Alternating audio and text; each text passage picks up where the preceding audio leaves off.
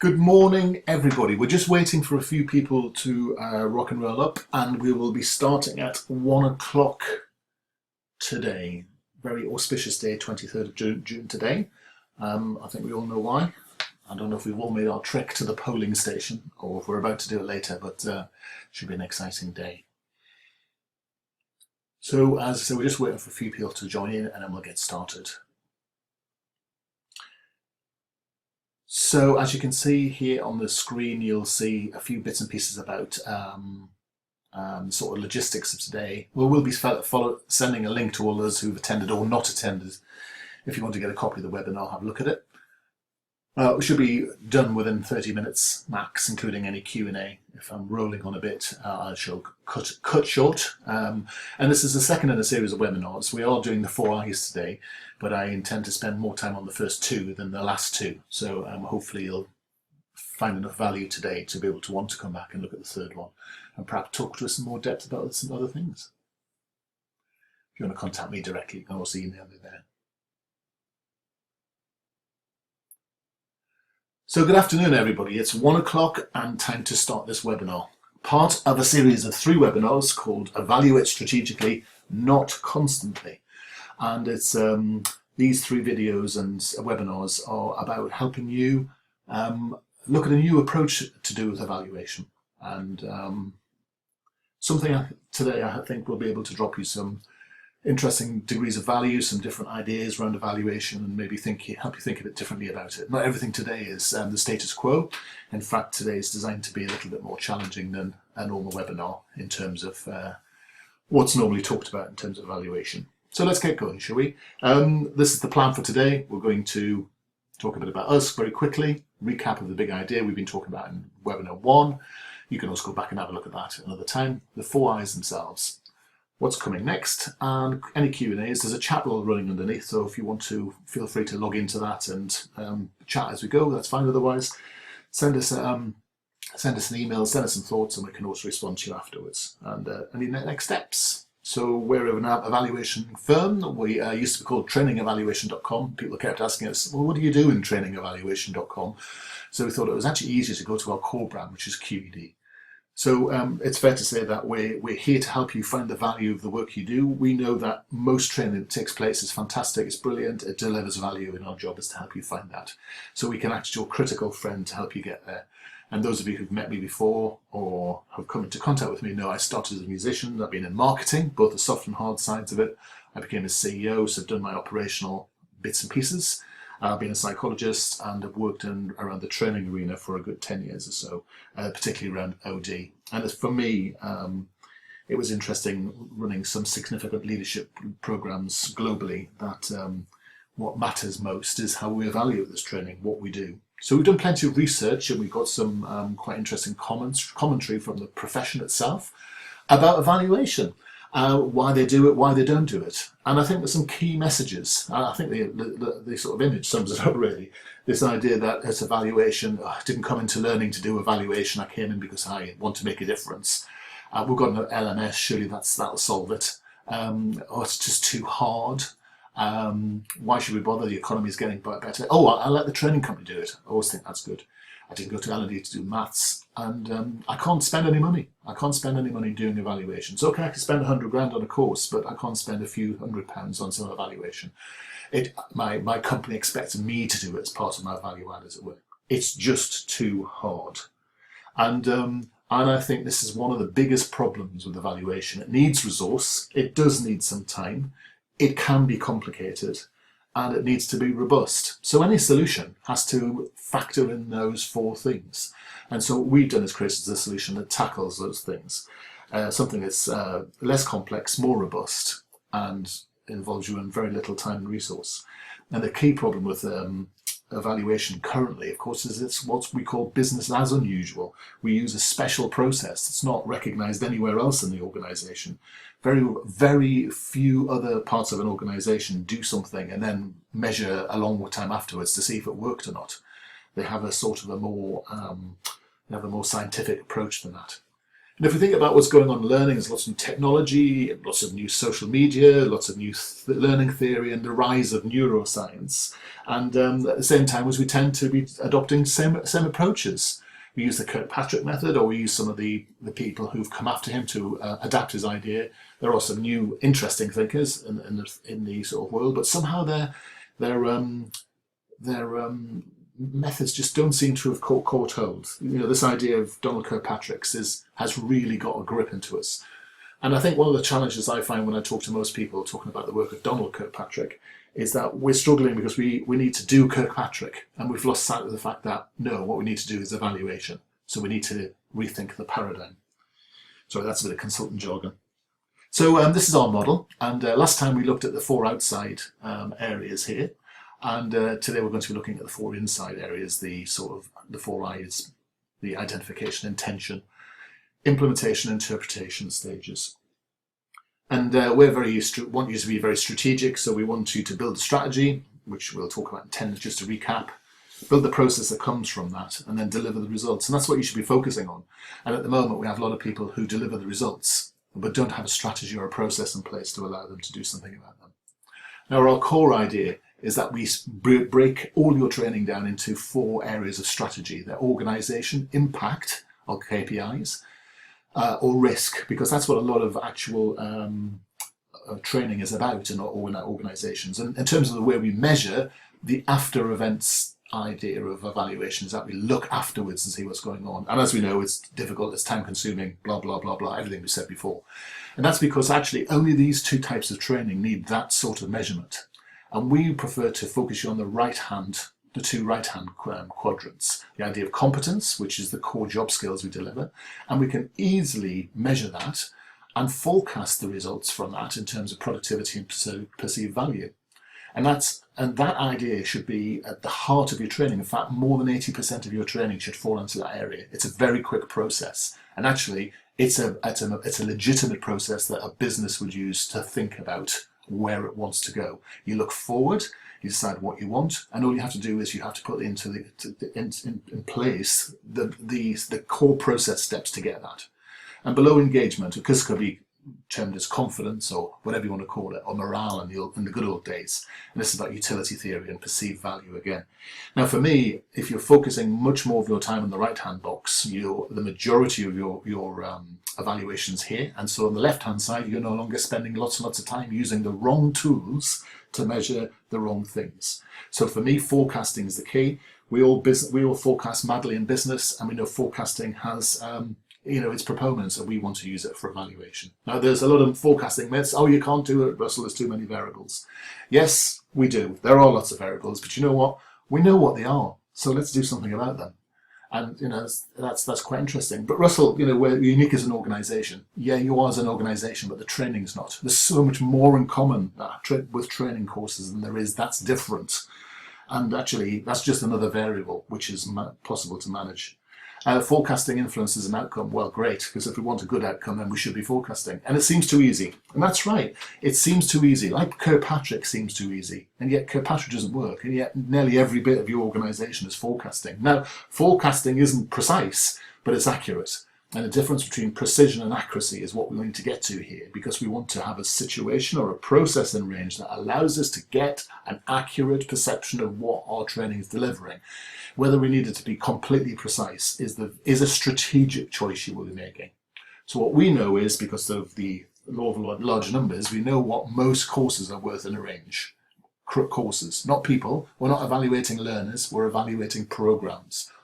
So what we do is look in your organisation to see whether you'll be high, medium or low within that range. And so as an organisation, you can then focus on improving. And now it's great because you're linking together your strategic OD with your L&D implementation, and that's got to be good. So we help you understand the key things that need to be looked at, and then some which we're going to talk about in a moment, and then where you sit within that range. So that's interesting. And what we know is, in terms of our results, is we get very, very high degrees of accuracy, but we save a lot of time. Talent management program, 86% accuracy, something I rolled over 2 years. Took 33 days to do using the Phillips method to get the ROI, and we were within 86% of that figure at the end, but it took us about a couple of hours to work that out. So the time savings are quite extraordinary. It seems cheaty. It seems too easy, doesn't it? Well, sometimes the most common ideas are the easy ones because we're building on good practice. So let's talk about some of these 4 I's. Sorry, I do like these images. I thought they were quite interesting. And the less exciting one is for those of you who are less excited about the top right hand. It's all about measurement. So when we get there, you can hang on tight. So I intend to skip through the first two. I intend to drill into the first two a little and skip through the last two because they will be covered in another podcast. So let's talk about identification. And some of you do this really, really well and know that when people come to you and say, I need an XYZ course, the first question you ask is why. Because often, as we know, managers come and say we need a course, or HR come and say we need a course, and you figure out within 10 seconds that's not the course they need, because that course will never generate the solution they're actually looking for. And a lot of L&D time should be spent on this end of the conundrum, really, because actually, if we're delivering brilliant courses at the wrong subject to the wrong people, then that's an issue for us, and that can happen. And then we find it hard to quantify the impact because actually we've had the wrong people on the wrong course.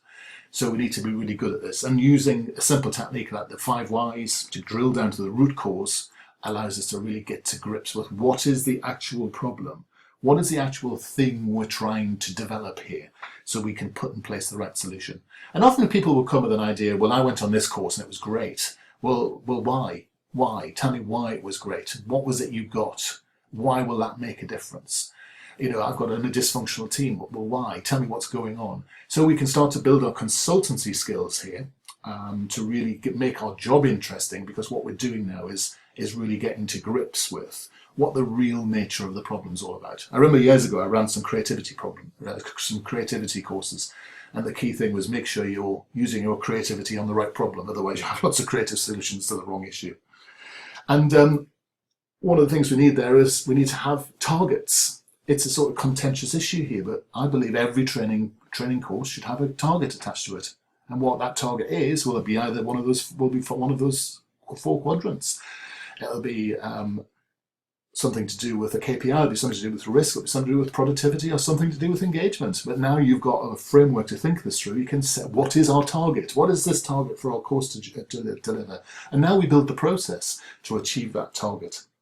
We know that having a target absolutely positively affects the likelihood of achieving it. So not having it means that a lot of training that we're delivering at the moment is all over the place. And I understand that. Some of that's just flopping in from the appraisal process.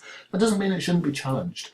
That doesn't mean that people shouldn't be challenged in terms of what they want when they're coming on these courses. And if they don't know, well, why are they coming?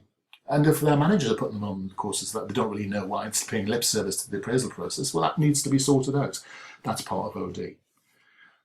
What we know is the right people need to be on the right course at the right time. There's no point sending people on presentation skills courses that aren't doing a presentation for the next 8 months, because by the time they'll get there, the good learning that they will have faded away to just have become a memory and just awareness.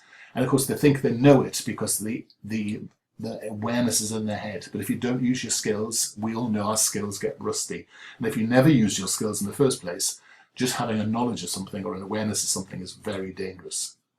So we need then, having done some proper identification, is to get some better design going. So let's talk about some of this. And I think there are at least 4 parties, but certainly 4 key parties to training. There's the learner themselves, and we certainly spend a lot of time going on about that. There's the L&D function, and for me the L&D function's job here is to change the culture of learning through what they do, because we want to make a difference, you want to make a difference, and that's what we want to do. So we want the learner to take more responsibility, but we want to be thinking about the trainer as well. It's about getting really good data back from the training courses about the delegates. Very rarely are you asked as a trainer, so what were the delegates like? How did they perform? Who's got potential? And the challenge for the trainer is that they're being evaluated so loosely that all the trainer can do is concentrate on getting people to have fun so they're liked. And often the trainer has been, I remember in fact a presentation skills course where the group were asked to evaluate the trainer's presentation skills on a presentation skills course. I mean, how does that work? So people that know nothing are evaluating skilled practitioners, which means our trainers are not our process forces the trainers not to give us value back. And at the expense, you've got to ask yourself, would you want the courses to be fun or useful? And sometimes trainers have to be a little less popular to make the course more important. We want trainers to be making the courses really challenging. So when people go away, they go, phew, that was really hard work. It's not about liking the trainer, it's about how hard they worked. Because the learner should be coming to the course thinking, I'm at work. And our line managers should be working as well, before and after the courses. They should be sitting down with delegates beforehand, and they should be sitting down afterwards. We have other resources that actually show what line managers can do in this sort of area. So if you join the online forums we have, you can sometimes get hold of those things from us. So we should be designing for value, making sure we're onboarding people at the right time, making sure the design is focused on the targets and has the right number of learning points within it. You've not noticed we're not really talking about learning objectives, because learning objectives are too wide and fluffy. We need learning points. What are the specific points of learning broken down into awareness, knowledge and skills that we want here? We want the trainer focused on the right things and profiled in the right way. We want the trainer respected, not liked. We need trainers who are capable of being respected rather than being liked. It's not about going on a course and having a miserable time, but it's about making sure that we go on and learn. And that's the learning deal. How many people in your organisation say, I'm not at work today, I'm on a training course? Ask them if they're being paid. And then clearly what we need in the design are action plans and priorities. Now it's up to the learner to create the priorities, but it's up to the design to decide what the actions should be. And if you think about it, too often on a training course, we leave the action plans down to the learner to decide what they're going to do. And it's a problem here, because if you know the actions that should be generated from a course, and the learners are coming back with, these are the actions I should do, well, now we know whether the training is being productive or not. And we need to have some sort of proper embedding here, bedding from the learner, so commitments and priorities from them, which they'll commit to, from the manager in terms of their training, and from L&D in terms of the blended support that we need to put in place. Now, quick quiz. Kirkpatrick bangs on about behaviour. Lots of people bang on to me, well, how do I manage behaviour? Well, do you know what? Let's forget it. I mean, behaviour is made up of a trigger, a behaviour and a reward. And all the research shows that the best way to do behaviour modification is change the reward. And where does training focus? On the trigger. So we need to think about behaviours in context. And a behaviour sits within a process. Now this is interesting. So let's move away from measuring behaviours. Let's move towards managing process. If you ask a manager whether someone's behaviour changed three months ago, they will probably not know, unless they've been trained on how to understand, measure, identify, recognise and set and monitor a behaviour. But they will understand process. So let's move to what the business does, rather than having our unique and special processes. So let's now talk about intention. At the end of a course, people ask me, should I ask people questions? Yes, you should. We should be asking about their intentions, not what they enjoyed, but what they're going to do. And the first stage of anything we're going to do is the choice or the intention that people have and make. So yes, we want to do this at the end of training courses, and we want to do it possibly, preferably, their pen and paper, so we get 100% return, which means we're going to have to leave a little bit more time, and that's going to affect our design and the way we think about things. So we need to know whether there's been appropriate delivery. Have we built the confidence and competence of our people? Has there been rehearsal? Has there been rehearsal and practice that's gone on in this program? So in the learning, the skills, not the awareness and knowledge, have embedded into that learner. So they have confidence and competence. And we need to know that a learner knows that their performance will be noticed by both the team and their manager. So they need to know whether this is high. We need to know whether there's high intention, and we can ask questions that allow us to understand that. We need to know what the priority of the actions are. And of course, we now know that those actions should be set by us, so we can marry things together. And we now know as well from neuroscience that if people don't implement or discuss the actions from a training course within something like 24 to 48 hours, the intention scores will drop. And now we can do something in evaluation. If we have people coming on our courses with low intention, we can now do something about it. We can get out there and become strategic in the way that we tackle these people with low intention, because we want to make sure these courses do have value, not waiting 6 months after to see whether they might have done. I'm going to scoot through these last two areas of ICE because I want to come back to them on another call, on another webinar, if you'd like to join me. But implementation is all about the supported transfer, because all you have to do now in terms of our measurement, in terms of productivity, is you say, well, we've got the actions, we know what they were. They've come back and said, we know what the actions are. The only question is, did they? Did they do it? That's all you have to ask. Now, you can use management development here to make sure that your managers know their roles, and you can get more esoteric and more excited by linking some of these results to performance management. It'd be great, isn't it, to know that the best managers for getting people who are coming back from training courses to embed, and then we can really link great management practice and great learner practice to the PM system. All we have to do is engage HR. No comment.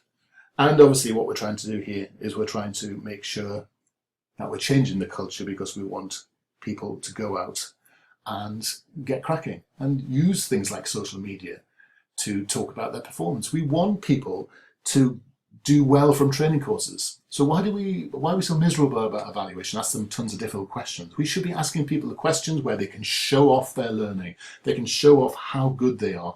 They can show off how well they've done. Let's change this evaluation to find out what's good, as well as how miserable we sometimes can be. Then lastly, interpretation. Oh, there's tons about measurement. We need to focus on impact. We know that. Really, fundamentally, we want to know the progress against the target we set originally. And knowing whether that target is in the right place is the key. And we need to make sure in our interpretation that our embedding allows us to measure at the same sort of time. Now, there's tons and tons and tons of methods on here, and we're going to go through all of these next time round. But just in case you're not able to join us or don't want to, these are the things we are going to be talking about. And we're going to move away from this idea of ROI, because most people don't know what ROI is. But we're not going to move to return on expectations, because that's even fluffier. So we want to move to return on targets, which is what we've been talking about a lot. There are tons of techniques that allow us to decide summative after the event evaluation. And I really want us to move much more closely to the formative stuff, the predictive stuff, the forecasting. There are tons and tons of techniques. You don't need any of this if you just move to our productivity method. But if you don't and you want to learn these other things, I've had to go through learning all this stuff, and it's fascinating, it's absolutely marvellous, and most of it you don't really need, to be totally honest with you. What you do need is a way of reporting in a way the business understands. And we've got to be careful of two things. One is that we don't report in fluffy L&D speak, and the second thing is we don't make spurious claims. I was talking to someone who claimed a £2 million improvement on the bottom line from a health and safety course, and they wondered why they weren't being taken seriously, when that health and safety uplift had been the entire profit of the company for that period. You've got to understand what you're reporting and understand the way the business thinks is credible. So we talked a little bit about the first two I's. We're going to talk more next time about the last two I's. Hopefully you found this interesting. It's got some bits and pieces to think about. What we're trying to do is change evaluation from being something really dull to being something really exciting. It's part of our OD capability. It's part of the whole. Great evaluation creates great delivery, it creates great design, it creates great commissioning. The 4 I's, in other words. And what we're doing is moving our training from being a hopeful process to one which is all about proof by using some of these things. Now, what if we want to know more? There's a great book coming up, apparently, called The Evaluation Revolution, which is moving, as we say, this whole concept from one side to another. And it's always good to know the book design's being done. It's done. Triumph of design, as people say. And I can see there's been questions coming in, some of which I'm going to answer by email, because I'm conscious of time rocking and rolling on. And someone said, what is the first stage? What's the first stage? If I was going to tackle anything, what would be the thing I'd tackle first? And the thing you should always tackle first is your strategy. Take those 4 quadrants, put your core courses into each of the strategies, then decide then what the process is. So please feel free to send questions, keep sending questions. If you want to contact me, you're more than welcome. I'm delighted to hear from people. And obviously, I'm delighted to hear from people who disagree, because learning is all about disputation. It's all about synthesization of good ideas.